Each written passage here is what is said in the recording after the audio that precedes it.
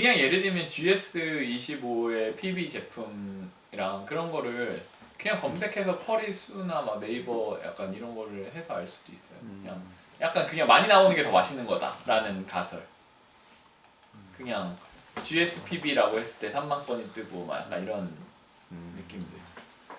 편의점에서 만약 담배를 팔면은 얼마나 나와요? 편의점 쪽이? 나 그것도 찾아보고 싶었는데 그거 못 찾았다.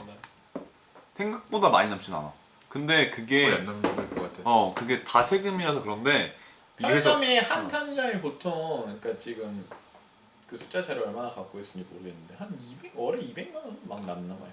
편의점으로 약간 별로 안 남아. 담배를 사면서 보니까 사람들이 다른 걸 사. 그러니까 담배 그래서 그게 되게 그게 2015년에 담배값이 오르면서 담배로 인한 매출이 되게 많이 늘었다? 그러니까 실제로 14년보다 더 늘었는데 그래서 되게 궁금했던 게 사람들이 담배 피는 그러니까 담배 가격 인상만큼은 많이 안 늘었단 말이야. 그러면은 오늘 숫자는 준 건데 그러면은 담배에서 수익이 별로 안 나면 원래 담배 사면서 다른 거 사면서 이게 수익이 나야 되는데 사람들이 오늘 숫자는 줄으니까 담배 매출은 늘었지만 다른 거의 매출은 더 줄었을 거란 말이야. 그래서 이런 게 어떻게 영향을 미쳤을까 잘 모르겠는데 어쨌든 담배에서 많이 안 남는다고 하더라고. 생각보다. 그래도 근데 절대적인 양이 많아서 100원씩만 남아도 하도 많이 파니까. 찾아보고. 다른 것보다 그렇게 낮지 않을 것 같은데. 왜냐면 여전히 편의점은 담배, 그러니까 돈을 벌 이유가 있으니까. 왜냐면 담배를 팔아주잖아요. 약간 다른 데는 담배를 안 파는데. 그러니까 그거 자체가 그러니까 편의점에 돈 벌 이유는 합당히 있는 거니까. 그냥 약간 규제가 있으면 있을수록 진입 장벽이 쌓여서. 그러니까 편의점에서 100원 더 받는다고 뭐 어쩔 거야. 약간 이런. 그러니까 허락을 받아야 팔 수 있는 입장에서는.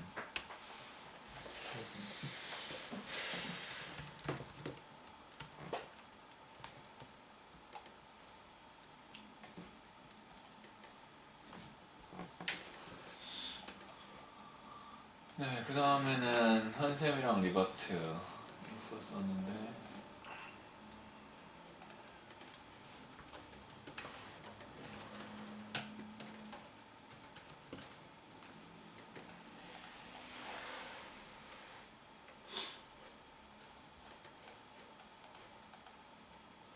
이게 지금 숫자에서 의견을 뽑은 게 있어요?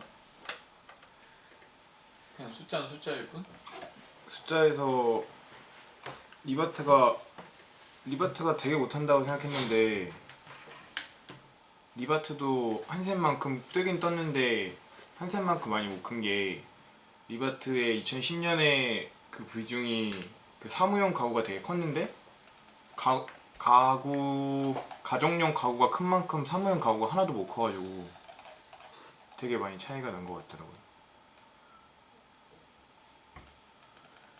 그래서 어디 갔을 때는 그냥 그 한샘이 엄청 차이가 났는데 이게 그냥 한국 사람한테는 또 그냥 그게 또 먹힐 수도 있는 건가? 라는 생각을 했는데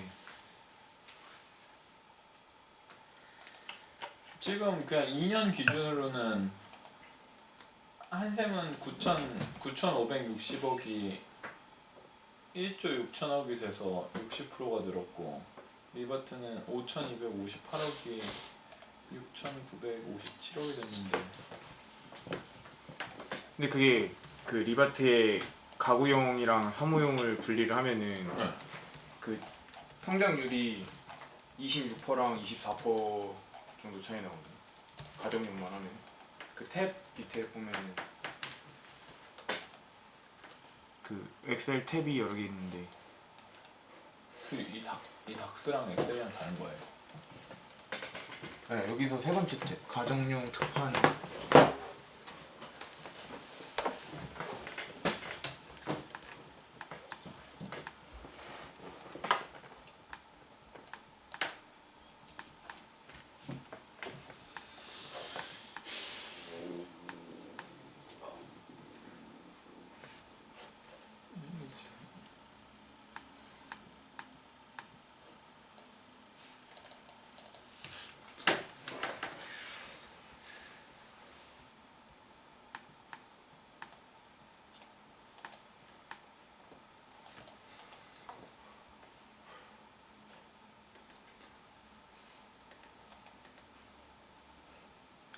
담배 팔면 10% 넘는데.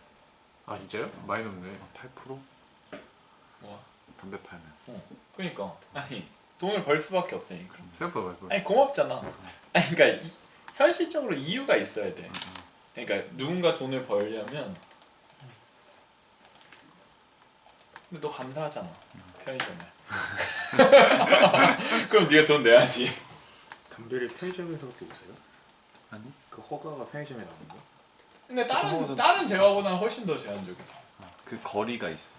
담배 하나 허가해주면 그 근처에는 그 못 줘 또. 아 진짜? 그래서 그 담배 파는 거를 팔고 나가기도 해. 그 옛날에 아, 조그만 영업권. 영업권을 팔고.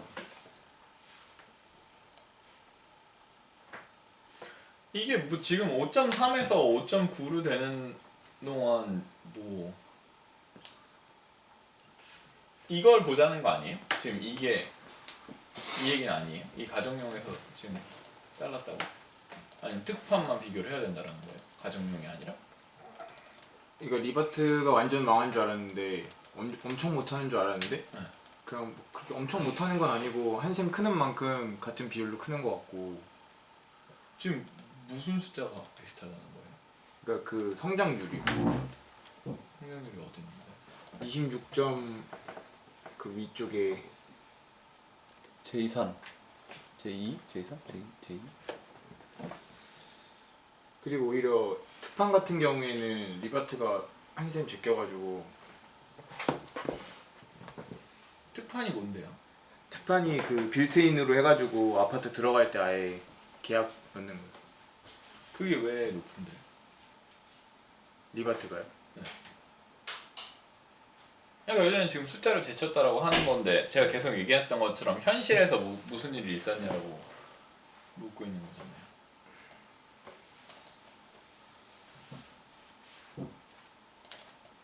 그러니까 그 현실 얘기를 못 가면 숫자 보는 의미가 없어요. 지금.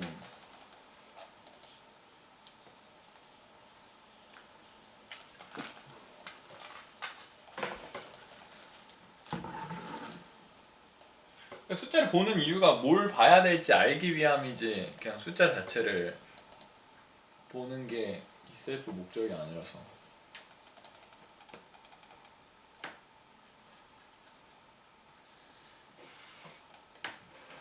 뭐 그리고 그거랑 이게 계속 가정용 가구가 늘었는데 그 매출액이 계속 늘고 있는데 이게 그렇다고 해서 한국 상황에서 막 가구를 사야 되는 환경이 엄청 막 상황이 막 많이 발생하는 것 같진 않거든요. 그 제가 생각했을 때 가구를 사는 상황이 뭐 혼인을 한다거나 이혼을 해서 다시 또 집을 새로 만들 그런 경우나 아기가 생겨서 아기 때문에 아기 가구를 사거나 아기가 자라가지고 걔네가 청소년이 됐을 경우에 걔네 가구를 마련해 주는 경우가 있는 것 같은데 그런 횟수는 이렇게 크게 변하지 않고 5년 동안 이렇게 있었는데 매출액은 빵빵빵 올라가는 거 측면에서 이게 왜 이렇게 올라갔을까라고 생각을 해서 확실한 건 아닌데 좀 가정을 해본 게 신혼부부가 예전보다 혼수에다 돈을 많이 쓸 수 있지 않을까? 그냥 한번 가구를 사는 거를 좋게 사지 않을까라는 생각을 해서 비용을 찾으려고 했는데 정확히 나오진 않았고 한 200만 원 정도 올랐거든요.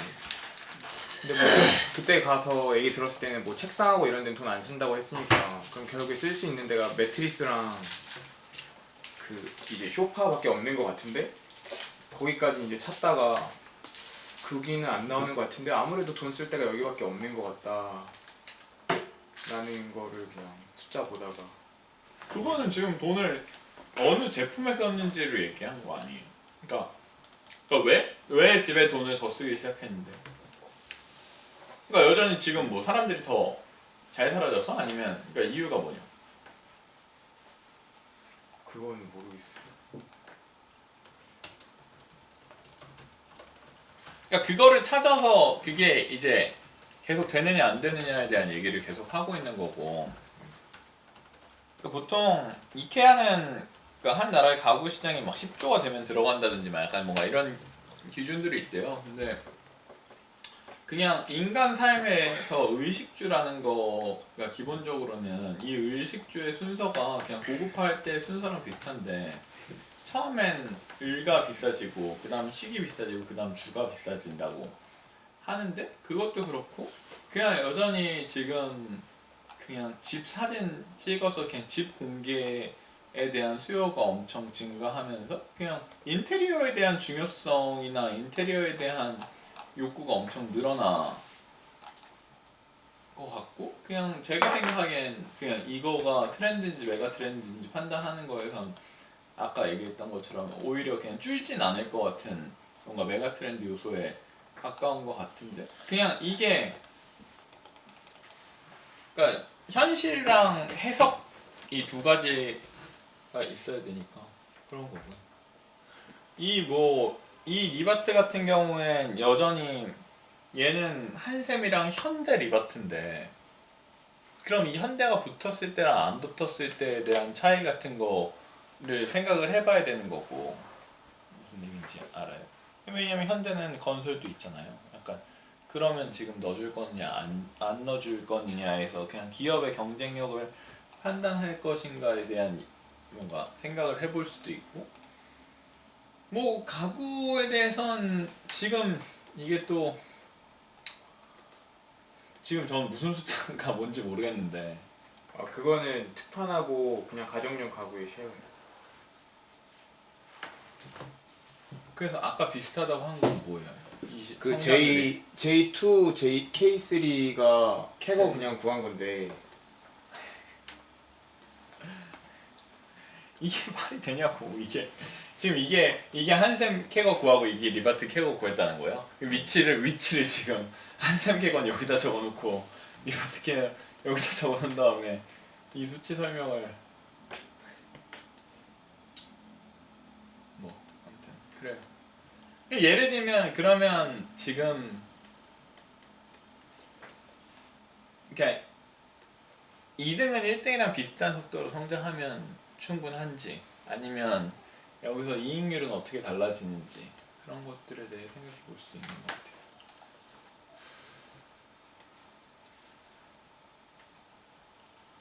예를 들면 얘는 왜 8.5%고 얘는 왜 6%일까요?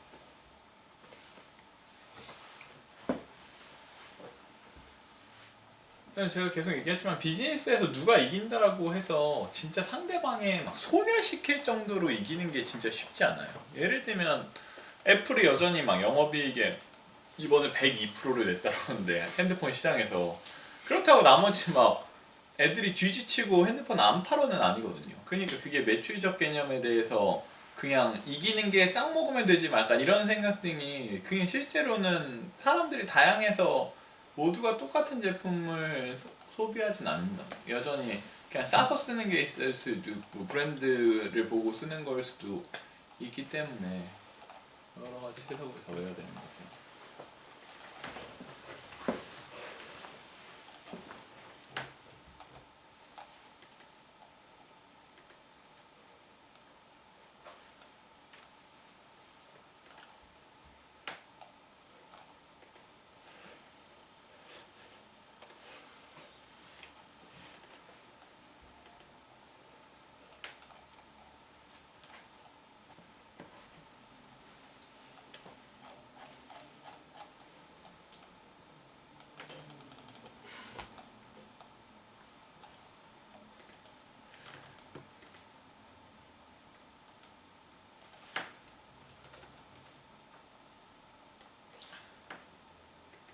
그래서 준태는 세 개 중에 뭐가 좋아요?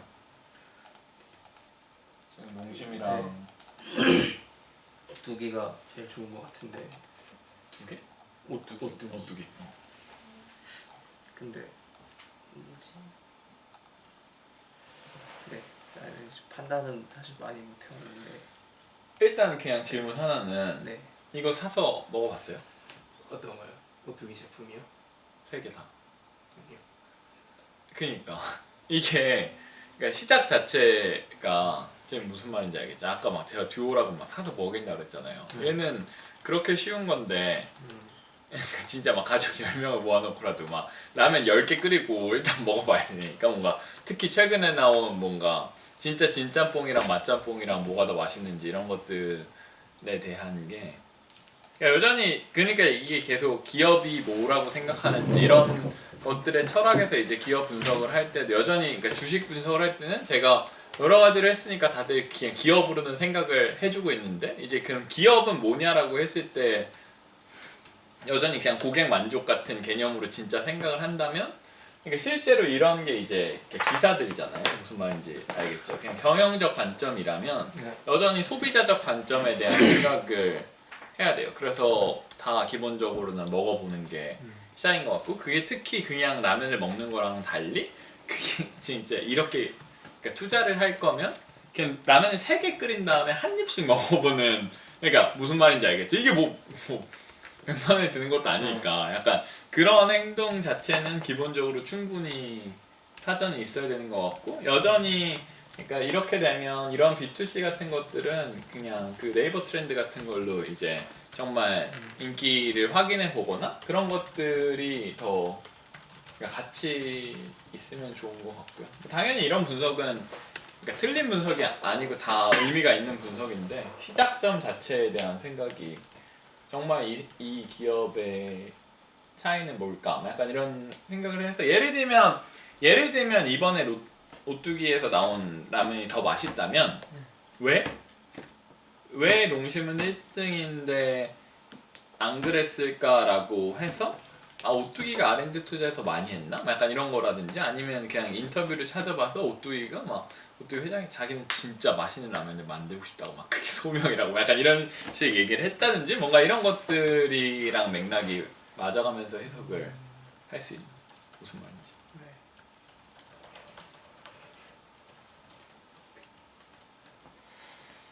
저 너무 재무적인 것만 한 것 같아요. 네, 그냥 뭐 직업병. 어쩔 수 없어요. 하는 거에. 제가 기업 방문은 금요일 날 가는데요. 저 데이터는 첫 번째 시트에 다 있어요. 근데 그냥 제가 느꼈던 거는 포스코가 사실 그냥 너무나 독보적인 기업이구나. 근데 최근에 되게 많이